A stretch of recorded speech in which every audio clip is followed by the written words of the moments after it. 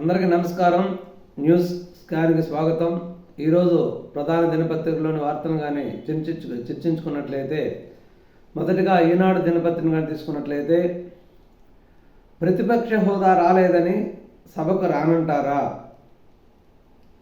ఇదే జగన్ స్వభావం. ఉపసభాపతిగా ఎన్నికైన రఘురామకృష్ణరాజును తోడ్కొచ్చి సభాధ్యక్ష స్థానంలో కూర్చోబెట్టిన సీఎం చంద్రబాబు, ఉప ముఖ్యమంత్రి పవన్ కళ్యాణ్, స్పీకర్ అయ్యన్నపాత్రుడు, సత్యకుమార్, విష్ణుకుమార్ రాజు, అచ్చెన్నాయుడు గారు ఆ హోదా కావాలని శాసిస్తారా? అది ప్రజలిచ్చే స్థానం. చరిత్రలో ఎక్కడైనా ఇలా చూశామా? జగన్ తీరును నిలదీసిన సీఎం చంద్రబాబు. ఉపసభాపతిగా రఘురామ ఎన్నిక, సభాధ్యక్ష స్థానంలో కూర్చోబెట్టిన సభాపతి, ముఖ్యమంత్రి, డిప్యూటీ సీఎం తదితరులు. నిన్న సభ అశాంతం ఆహ్లాదకరంగా సాగిందని చెప్పుకోవాలి. ఎందుకంటే రచ్చబండ కార్యక్రమం ద్వారా రాష్ట్రంలోని మారుమూలక గ్రామాల ప్రజలకు కూడా చేరువైనటువంటి రఘురామకృష్ణరాజు, ముద్దుగా త్రిబులార్ అనే పిలుచుకునేటటువంటి రఘురామకృష్ణరాజుని నిన్న డిప్యూటీ స్పీకర్గా ఎన్నిక చేసినందుకు, డిప్యూటీ స్పీకర్గా ఎన్నికై సభాధ్యక్ష స్థానంలో బాధ్యతలు చేపట్టే సమయంలో నిన్నంతా కూడా ఆహ్లాదకరంగా, నవ్వుల సంతోషంగాను, అందరికీ చాలా ఆనందదాయకంగాను ఉన్నది. రఘురామకృష్ణరాజు కూడా ఆ పదవికి ఉండి తెచ్చే విధంగా పదవి బాధ్యతలు అవలంబిస్తారని అందరూ కూడా కోరుకుంటున్నారు.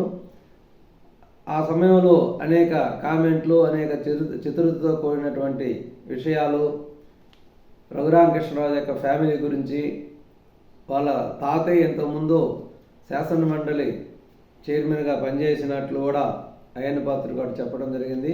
ఒక రాజకీయ ఫ్యామిలీ నుంచి వచ్చిన కుటుంబమే ఈ విధంగా రఘురామకృష్ణరాజు నిన్న పదవి బాధ్యతలు చేపట్టడం జరిగింది. ఈ సందర్భంలో చంద్రబాబు నాయుడు గారు వ్యాఖ్యానిస్తూ, ప్రతిపక్ష హోదా రాలేదని సభకు రానంటారా? ప్రతిపక్ష హోదా నాకు ఇవ్వాలని శాసిస్తారా? ఇదేమన్నా కుటుంబ ఆస్తులా, లేకపోతే కుటుంబ పంపకాలా? ప్రజలిచ్చే తీర్పు. ప్రజలే మీకు ప్రతిపక్ష హోదా ఇవ్వలేదు, మేము ఇవ్వటానికి మేమెవరం? ఏవైనా కూడా నిబంధనల ప్రకారం జరుగుతాయంటూ చంద్రబాబు గారు వ్యాఖ్యానించడం జరిగింది. చంద్రబాబు పోరాడారు, పారిపోలేదు. నా తల్లిని అవమానించినందుకే సభను బహిష్కరించారు. వైకాపా ఎమ్మెల్యేలు ఎందుకు సభకు రావడం లేదు? శాసనమండలిలో తీవ్ర స్వరంతో ప్రశ్నించిన లోకేష్. అంటే మీరు పోయినసారి చంద్రబాబు నాయుడు కూడా పారిపోయారు కదా అని, అంటే జగన్ ఎందుకు రావలేదు అని అడిగినప్పుడు, పోయినసారి చంద్రబాబు నాయుడు గారు కూడా పారిపోయారు, సభకు రాలేదు అని వాళ్ళు అంటాం, కామెంట్ చేయడం జరిగింది. దానికి లోకేష్ గారు ప్రతిస్పందిస్తూ, చంద్రబాబు ఎక్కడూ కూడా పారిపోలేదు, పోరాడాడు. మీరు నా తల్లిని ప్రత్యేకించి అవమానించినందుకు సభను బహిష్కరించారు. ఒక్కడే బహిష్కరించారు. ఇది గౌరవ సభగా మారినప్పుడే నేను తిరిగి వస్తాను, ముఖ్యమంత్రిగా మాత్రమే తిరిగి వస్తాను అని ఒక పందెం, ఒక విధంగా చెప్పేసి ఒక శాసనంగా మాట్లాడి పోవటం జరిగింది. పార్టీ సభ్యులందరూ కూడా, మిగిలిన ఎమ్మెల్యేలు అందరూ కూడా 22 మంది కూడా శాసనసభకు రావటం జరిగింది. చంద్రబాబు నాయుడు గారు మాత్రమే రాకుండా ఆగిపోయారు. కానీ మీరు జగన్ రానప్పుడు మిగిలిన 10 మంది కూడా శాసనసభకు రావచ్చు కదా అంటూ నిన్న శాసనమండలిలో తీవ్ర స్వరంతో ప్రశ్నించడం జరిగింది. రుషికొండ ప్యాలెస్ అతిపెద్ద ఆర్థిక దుర్వినియోగం. జగన్ను జీవితాంతం జైల్లో పెట్టినా తప్పులేదు. నియంతలే ఆశ్చర్యపోయేలా 4,900 కోట్లతో నిర్మాణం. భాజపా శాసనసభ పక్ష నేత విష్ణుకుమార్ రాజు ధ్వజం. రుషికొండ ప్యాలెస్ అనేది రాష్ట్రంలో అతిపెద్ద ఆర్థిక దుర్వినియోగం. జగన్ను జీవితాంతం జైల్లో పెట్టినా కూడా తప్పులేదు. ఒక నియంతలాగా పరిపాలించి నియంతలు కూడా ఆశ్చర్యపోయేలాగా 409 కోట్లతో నిర్మాణం చేశారు అని విష్ణుకుమార్ రాజు ధ్వజమెత్తడం జరిగింది. సభకు వెళ్లే దమ్ము లేకుంటే రాజీనామాలు చేయండి. జగన్పై నిప్పులు తిరిగిన ఏపీసీసీ అధ్యక్షురాలు షర్మిల. మీరు సభకు పోనప్పుడు మీరైనా ఒకటే, నేనైనా ఒకటే, మీకు పదవులు ఎందుకు? రాజీనామాలు చేయండి. ప్రజలు ఎన్నుకున్న ప్రజాప్రతినిధులుగా మీ స్వరాన్ని అసెంబ్లీలో వినిపించి ప్రభుత్వాన్ని నిలదీయలేనప్పుడు మీకు ఆ పదవులు ఎందుకు? మీరు వెంటనే రాజీనామా చేయండి అని పిసిసి అధ్యక్షురాలు షర్మిల డిమాండ్ చేయడం జరిగింది.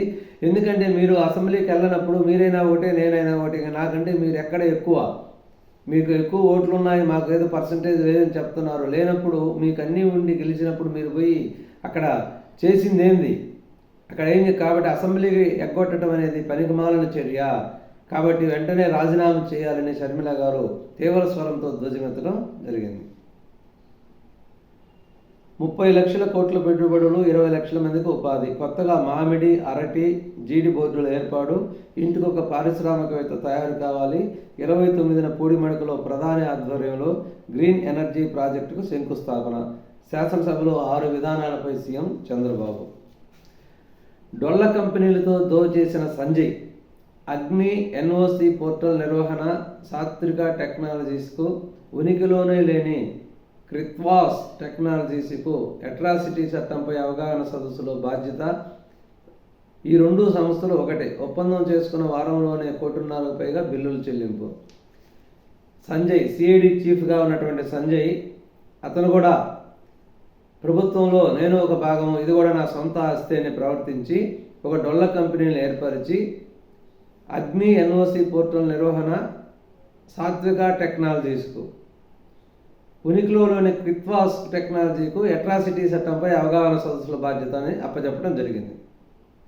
అంటే ఎస్సీ ఎస్టీలకి వాళ్ళకు ఉండే హక్కుల్ని, వాళ్ళు అట్రాసిటీ కేసులు పెట్టే విధానాన్ని, వాళ్ళకి అన్యాయం జరిగినప్పుడు, వాళ్ళు ఎవరైనా దౌర్జన్యం చేసినప్పుడు కేసులు ఎలా పెట్టాలని అవగాహన కలిగించడానికి ఎస్సీ ఎస్టీ వాళ్ళ యొక్క కాలనీల్లో, వాళ్ళ యొక్క ఇళ్లలో ఒక చైతన్య సదస్సులు నిర్వహించి వాళ్ళకు ఒక అవగాహన కల్పించే కార్యక్రమం అనేది ఒకటి చేయొచ్చు. దాన్ని సంజయ్ గారు అనేక సదస్సులను పెట్టి, ఆ సదస్సుల్ని ప్రభుత్వం సంబంధించిన బంగ్లాల్లోనూ వాటిల్లోనూ పెట్టి వాటికి బిల్లులు చెల్లించినట్టు దొంగ బిల్లులు వేసి, కాఫీలకి టీలకి అనేక అమౌంట్ పెంచి వేసి, ఒక కిత్వాస్ అనే ఒక బోగస్ టెక్నాలజీ సంస్థకి ఈ బాధ్యత ఇచ్చి దొంగ బిల్లులు చేసుకోవడం జరిగింది. ఆల్రెడీ ఇంతకుముందు కూడా ఒక వీడియోలో చెప్పడం జరిగింది. వాటి మీద కూడా విచారణకు ఆదేశించినట్టు తెలుస్తుంది. ఉద్దేశపూర్వకంగానే నిప్పు పెట్టారు. మదనపల్లి సబ్ కలెక్టరేట్లో ప్రమాదం వెనుక కుట్ర, 2 ఆర్డీఓలు, ఓ సీనియర్ అసిస్టెంట్పై అభియోగాలు నమోదు.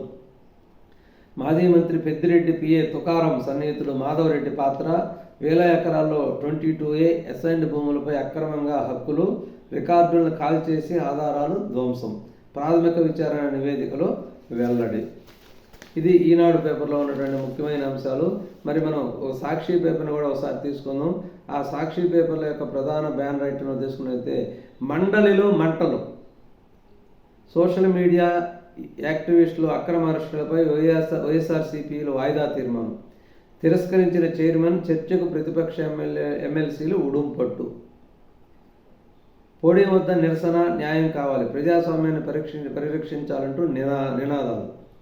అంటే వాళ్ళ మీద జరిగే అన్యాయాలన్నింటినీ కూడా టీడీపీ మీద జరిగినట్టే వీళ్ళ ప్రవర్తన, వీళ్ళ వ్యవహారము, వీళ్ళ రాతలు అన్నీ ఉంటాయి.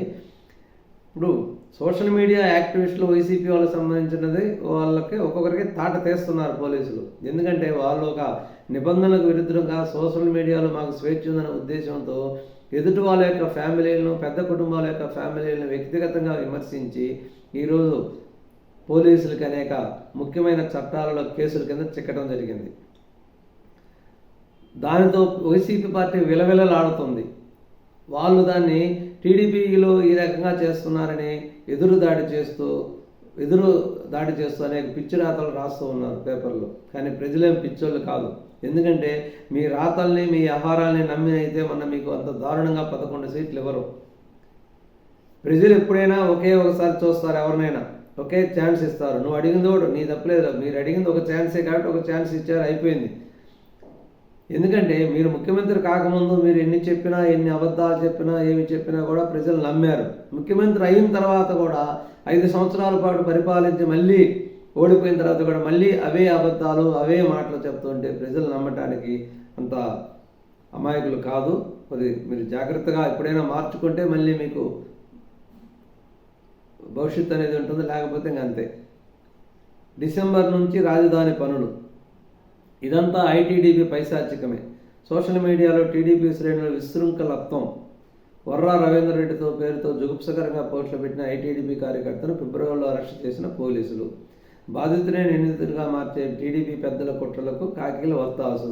ఎంపీ అవినాష్ రెడ్డిని అక్రమ కేసులో ఇరికించే కుట్రలో భాగమే. ఇదొక కొత్త ఆలోచన. అంటే టీడీపీ సోషల్ మీడియా యాక్టివిస్టులు వర్రా రవీందర్ రెడ్డి యొక్క ఐడిని హైజాక్ చేసి ఆ వర్రా రవీంద్ర ఐడితో టీడీపీ వాళ్ళే పోస్టులు పెట్టారంట. ఇలా ఆలోచన, ఇలా ఇంత వాదన.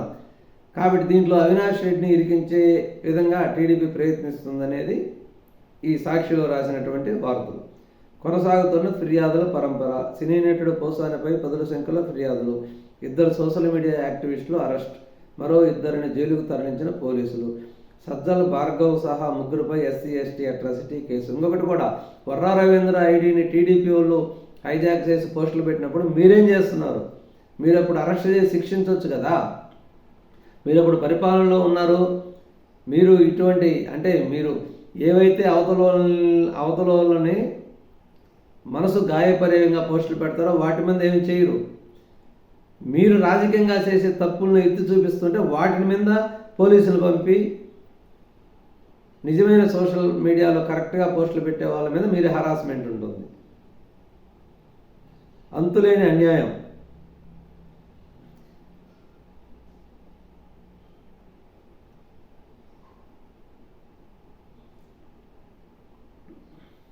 కర్నూలు నుంచి లోకాయుక్త మానవ హక్కుల కమిషన్ అమరావతికి తరలింపునకు రంగం సిద్ధం. APRC Waqf tribunal, CBI court కూడా అమరావతికి.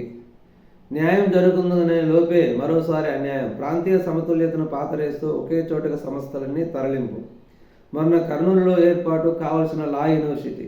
నిన్న కొప్పర్తికి మంజూరైన ఎంఎస్ఎంఈ టెక్నాలజీ సెంటర్. నేడు కర్నూలులో ఇప్పటికే కార్యకలాపాలు నిర్వహిస్తున్న HRC, APRC, Waqf tribunal, CBI court అన్నీ ఒకే చోటికి, ఒకదాని తర్వాత మరొకటిగా అన్ని అమరావతికి తరలింపు. అవును, అమరావతి రాజధాని ఉంది కాబట్టి అన్ని అమరావతిలోనే ఉండాలి. కర్నూలులో ప్రజలకి ఏమైనా ఉపయోగం ఉందా? సిబిఐ కోర్టు, లోకాయుక్త, మానవ హక్కులు కమిషను ఇవన్నీ కూడా కర్నూలులో పెట్టడం వల్ల ఎవరికి ఉపయోగం? కర్నూలు ప్రజలకు ఏమైనా ఉపయోగం ఉందా? కర్నూలులో ఉండే నాయకులకు ఏమైనా ఉపయోగం ఉందా? ఇప్పుడు మానవ హక్కుల కమిషను, లోకాయుక్త, సిబిఐ కోర్టుతో సాధారణ ప్రజలకు ఏమైనా ఉపయోగం ఉందా? ఎటువంటి ఉపయోగం లేదు. అది లాయర్లకి, సచివాలయంలోని అధికారులకి, వాళ్ళకి సంబంధించిన ప్రభుత్వ ఆఫీసులతో ఇప్పుడు సంబంధాలు ఉంటాయి. దానికి బాధ్యులైన వాళ్ళను అక్కడ పిటిషన్ వేసుకోవడానికి పోతారు. వాళ్ళకి సంబంధించింది ఏదైనా అమరావతిలో తీసుకొని కర్నూలు పోయి పిటిషన్ వేస్తారా? ఇది మీ అసంబద్ధ ఆలోచనకి నిదర్శనం. కాబట్టి ఇది మార్చడం సబబే. ఇవన్నీ కూడా రాజధాని అమరావతి అయినప్పుడు అన్నీ అమరావతి రాజధానిలోనే ఉండి పరిపాలనకు సంబంధించిన వ్యవహారాలన్నీ కూడా న్యాయ వ్యవస్థ, కార్యనిర్వాహక వ్యవస్థ ఇవన్నీ కూడా సంబంధించినవన్నీ కూడా రాజధానిలోనే ఉండాలి. అది ఈరోజు ప్రధాన దినపత్రికలోని ముఖ్యాంశాలు. మరొక విషయంతో మళ్ళీ చర్చించుకుందాం. నమస్తే, ధన్యవాదాలు.